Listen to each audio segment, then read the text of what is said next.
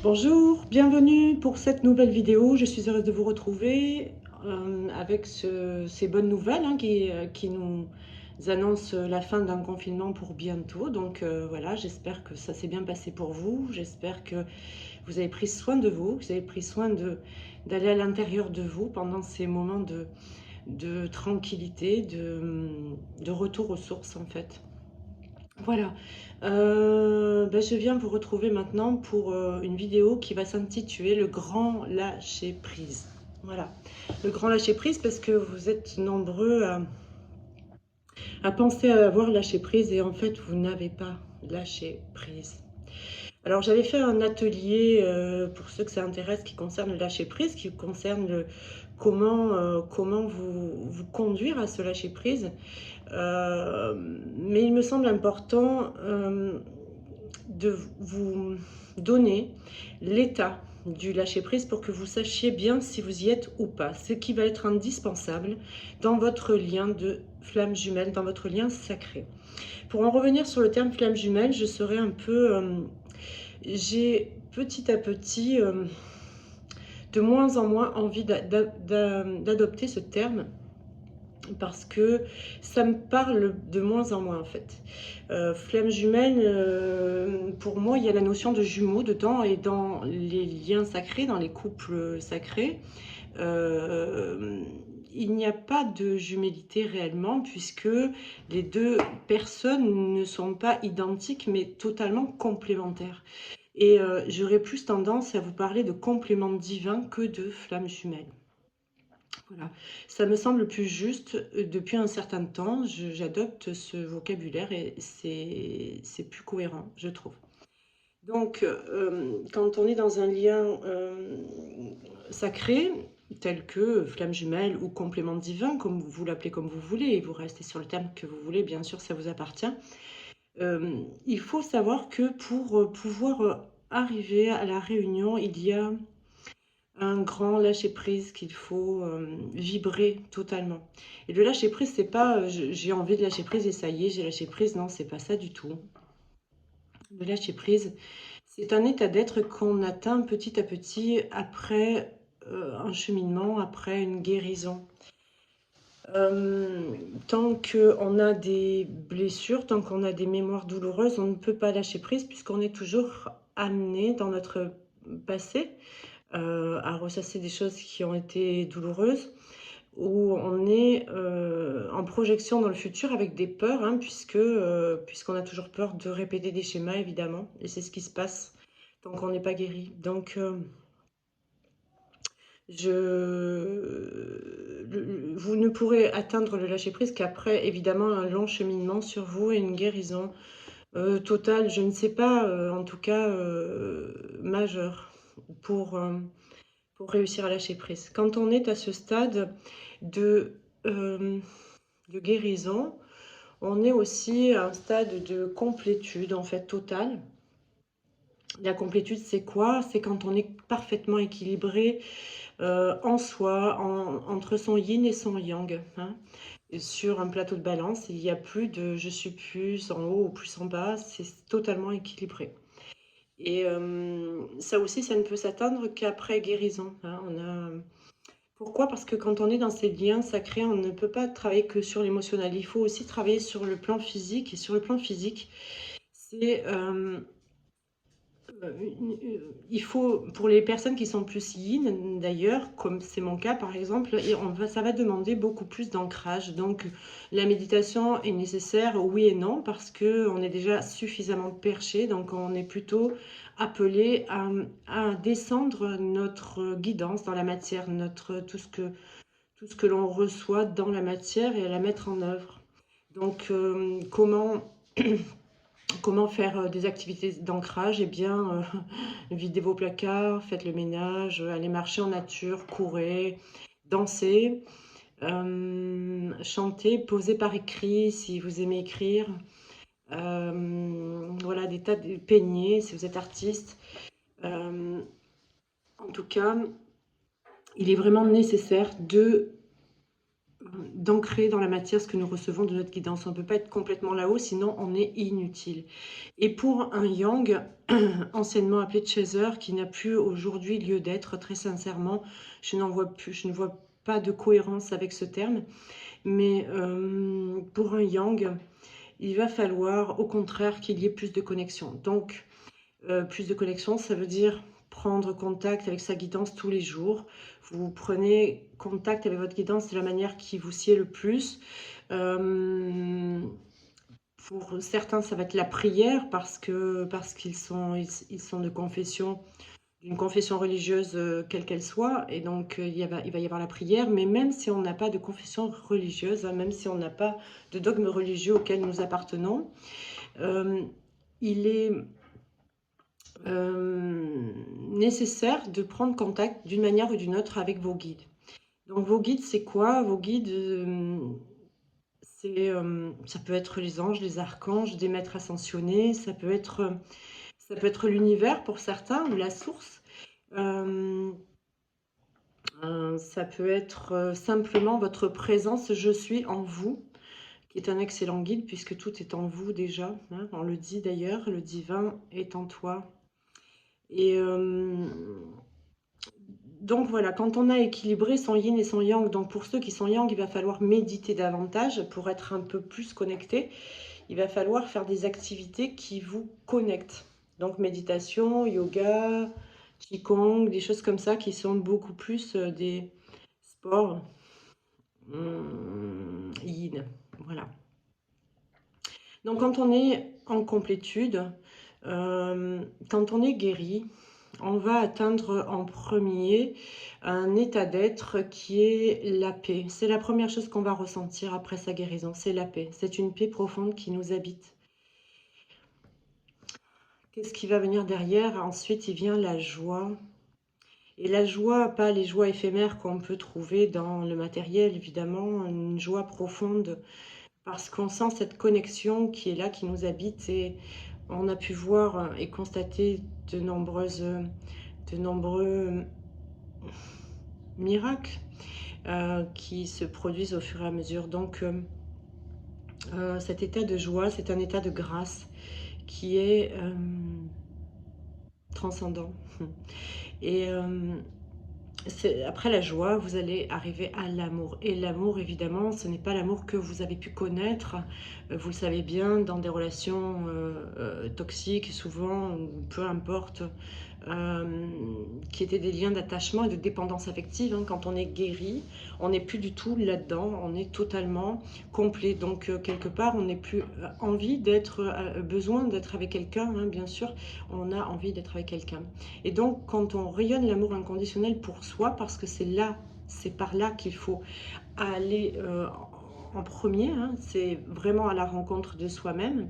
Et d'ailleurs, quand on a guéri toutes ces blessures, on a pu accueillir toutes ces parties d'ombre et de lumière, absolument toutes, quelles qu'elles soient. Vous savez, moi, je ne suis pas allée voir des choses toujours jolies chez moi, mais en même temps, je l'ai accepté, accueilli. Et aujourd'hui, j'aime toutes les parties qui me composent, qu'elles soient lumineuses ou plus sombres. C'est comme ça fait partie de moi. Donc,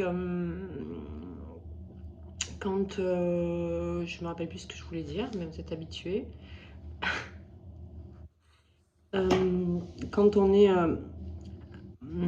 dans cette démarche d'aller à la rencontre de soi, on atteint à un moment donné l'amour inconditionnel, puisqu'on sait pardonner de tout. Et donc, si on sait pardonner de tout, on ne peut être qu'en amour inconditionnel, avec beaucoup de compassion pour nous-mêmes déjà, et beaucoup d'empathie, beaucoup de douceur aussi. Et on commence à vraiment prendre soin de soi et atteindre un niveau de sagesse et de complétude qui nous habite. Voilà. Alors, quand on est là, qu'on atteint donc la paix intérieure, la joie, et qu'on arrive à l'amour de soi-même, qu'on est bien complet, équilibré yin-yang, et qu'on a libéré toutes nos blessures, eh bien, on va ne plus accepter le sacrifice. Voilà. L'inconditionnel est le contraire total de sacrificiel. Donc, si on est en amour inconditionnel pour soi, on ne va plus accepter le sacrifice pour soi. On ne va plus dire oui quand on a envie de dire non, ou inversement. On ne va plus faire des choses qu'on n'a pas envie, dire des choses qu'on n'a pas envie, vivre des choses qu'on n'a pas envie de vivre. Et dans les liens sacrés, ceux qui sont en période de séparation, quand il y a une énergie tierce ou quand il y a autre, oui, quelle qu'elle soit l'énergie tierce, d'accord. À un moment donné, si c'est plus en accord avec ce que vous vibrez, vous allez plus pouvoir accepter cela. Et il faut pas. Il faut être aligné, ça veut dire faire et dire ce que l'on pense, mais pas ce que l'on pense au niveau de son esprit, ce que l'on pense au niveau de son cœur, ce que vraiment on ressent à l'intérieur de nous, ce qui vibre. Donc à partir du moment où ça ne vibre pas, on n'y va pas. Et ça, c'est être aligné. Donc si vous vivez une expérience difficile en ce moment dans votre lien sacré, que vous avez bien avancé et que vous êtes au bout de votre chemin personnel déjà, et que vous êtes à cet endroit de guérison que je vous décris depuis tout à l'heure, eh bien, il va falloir prendre des décisions, et ça j'en ai déjà parlé dans une vidéo précédente, et ne plus être dans le sacrificiel, donc du coup s'imposer, imposer en fait ce que l'on souhaite vraiment, et ce que nous sommes, ce qui nous sommes. Et quelque part, c'est aussi là que on se rend compte qu'on a lâché prise. Parce que quand on est en mesure de dire stop à une situation que l'on ne peut plus supporter, c'est qu'on est en total accord avec nous-mêmes. Si on est en respect, en amour inconditionnel pour nous-mêmes, donc on ne va plus accepter ce qui est inacceptable. Et à partir de là, on va lâcher prise au point de se dire... si ça ne se fait pas, eh ben, c'est pas grave. Je suis quand même heureux, je suis quand même heureuse avec moi-même, et, et je souhaite le meilleur à l'autre parce que je l'aime inconditionnellement, que ce soit avec moi ou pas avec moi. Et c'est vraiment ça le lâcher prise, c'est-à-dire vous êtes à un point d'épanouissement où vous avez mis tout en place d'un niveau au point de vue professionnel, au point de vue de votre hygiène de vie, que ce soit nourriture, sport, euh, activité quelconque, vous êtes en parfaite harmonie avec vous-même. Et à ce moment-là, on est tellement, mais tellement bien qu'on n'a plus besoin d'attendre quoi que ce soit de qui que ce soit en fait. Et c'est à ce moment-là que ça va décanter. Mais ça, on ne peut pas le contrôler. On ne peut pas dire j'ai envie d'y être et c'est bon, j'y suis, j'ai lâché prise. Et finalement, on se rend compte qu'on est encore dans l'attente. Ce grand lâcher prise-là, c'est vraiment, on le vibre en soi, ça n'a plus d'importance de retrouver l'autre ou pas. Ça ne changera rien à notre amour pour l'autre. C'est juste qu'on n'en a plus besoin. Voilà. Quand on est là, en général, vibratoirement, il y a plein de choses qui se passent et donc l'autre peut enfin être lâché d'un point de vue vibratoire pour pouvoir cheminer à son tour et venir vous retrouver. Donc 98% des cas. Et puis il peut y avoir, oui on va dire, c'est très rare, des cas où l'autre ne reviendra pas. Mais si vous avez bien cheminé et que vous êtes à un point comment dirais-je, de bien-être, tel que la complétude, à ce moment-là, la vie fera en sorte de vous envoyer quelqu'un qui vibre à la même fréquence de vous et qui soit capable de s'engager dans une mission avec vous si nécessaire. Voilà. Donc, c'est vraiment, vous ne vous réunirez pas avant. Il n'y a pas de réunion avant. Il y a quelquefois des réunions avant, mais il faut voir quel type de réunion, quoi. Quand on a l'autre en effet miroir permanent qui nous renvoie à des blessures et qui nous fait souffrir en direct, il vaut mieux en être séparé pendant un temps si c'est nécessaire. Dans la plupart des cas, on vous conduit jusqu'à la guérison totale et à ce grand lâcher-prise. Et tant qu'on est dans cette attente de l'autre. L'autre ne pourra pas avancer. Pourquoi? Parce que vibratoirement, vous le freinez en fait. Vous freinez. Quand on est dans l'attente, ce sont des vibrations très basses. L'attente, ce sont des vibrations de peur. Donc si on est dans une vibration de peur, on va attirer quoi? Bah, ce dont on a peur. Donc quand on est dans l'attente, c'est qu'on vibre le manque. Et automatiquement, bah, on va attirer, on va continuer de manquer ce qu'on attend en fait. Voilà. Donc, il est absolument nécessaire d'arriver à ce point final de toute attente, de toute projection, et de vivre votre vie à l'instant présent sans vous poser aucune question et de savourer vraiment ce qui se passe dans votre vie à vous, dans votre complétude à vous. Vibrez cette joie, vibrez cet amour pour vous, vibrez cette paix de manière constante. Et vous verrez qu'il y a plein de choses qui vont se débloquer dans votre vie. Voilà. Bien, j'espère que je me suis bien fait comprendre. C'était important pour ceux qui veulent participer à l'atelier. Vous pouviez y accéder en replay, hein, si vous le souhaitez. Je mettrai le lien en dessous de la vidéo. Je vais bientôt faire la vidéo concernant le stage Flamme Jumelle à Saint-Maximin avec Flamme Jumelle méthode de Mélo et aussi une partie très tellurique avec Véronique Flayol. J'y reviendrai, ça sera du 24 au 1er mars. Je ferai une vidéo beaucoup plus explicite pour vous donner le programme total. Ensuite, n'oubliez pas qu'il y a une prochaine formation de thérapeute du 19 au 23 avril 2021.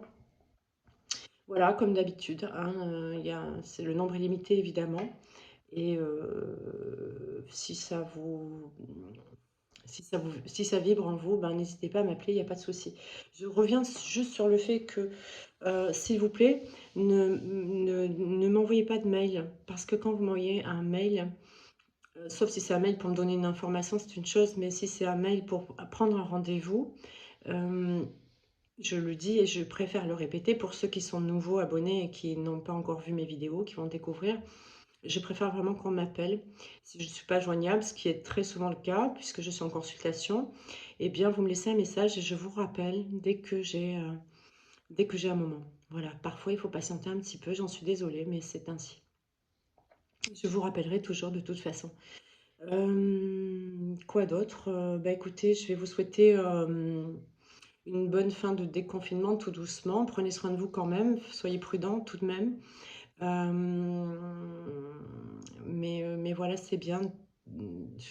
Voilà, c'est bien que ça tire à sa fin quand même. Voilà. Bien. Je vous dis à très bientôt. Je vous embrasse. Bye bye.